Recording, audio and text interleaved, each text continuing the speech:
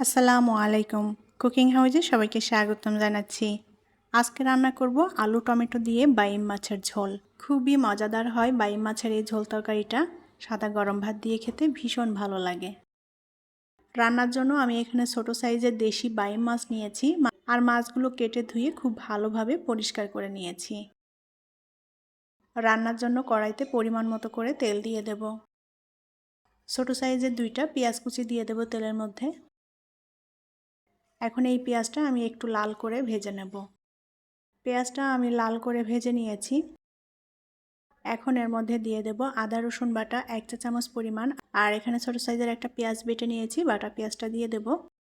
আদা রসুন এবং পেঁয়াজ বাটা দিয়ে আবারও একটু ভেজে নেব যাতে কাঁচা গন্ধটা চলে যায়। মশলাটা ভালো করে ভেজে নিয়েছি। এখন এর মধ্যে কিছুটা পানি দিয়ে দেব।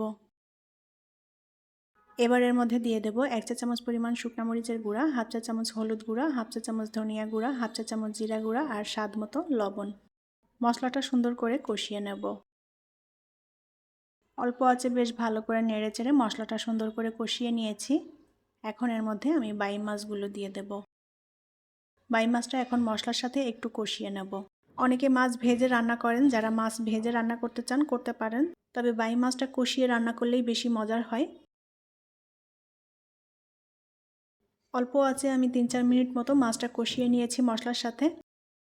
এখানে আমি মিডিয়াম সাইজের 2টা আলু কেটে নিয়েছি একটু মোটা মোটা করে। আলু ভালোভাবে ধুয়ে পরিষ্কার করে নিয়েছি। এখন আলুটা দিয়ে দেব। আলু এবং মাছ একসাথে কষিয়ে নেব। আলু এবং মাছ একসাথে কষিয়ে নিলে তরকারির টেস্টটাও অনেক ভালো আসবে।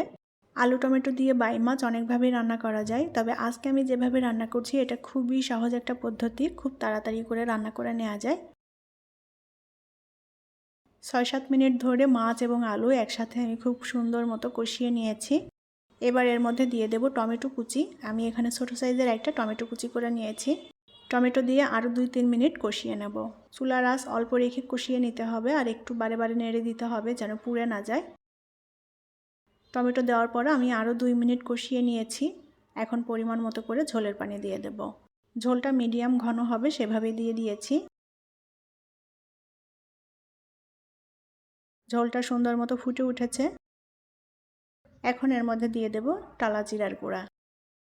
জিরার গুঁড়া দিয়ে একটু নেড়ে চেড়ে ঝোলের সাথে মিলিয়ে নেব। আলু টমেটো দিয়ে বাইম মাছের ঝোল তরকারি রান্না করা হয়ে গিয়েছে। এখন এটা নামিয়ে নেব চুলা থেকে। সাদা গরম ভাত দিয়ে বাইম মাছের এই ঝোল তরকারিটা খেতে দারুণ মজাদার এবং টেস্টি হয়। আশা করি আমার আজকের রেসিপি আপনাদের কাছে ভালো লেগেছে।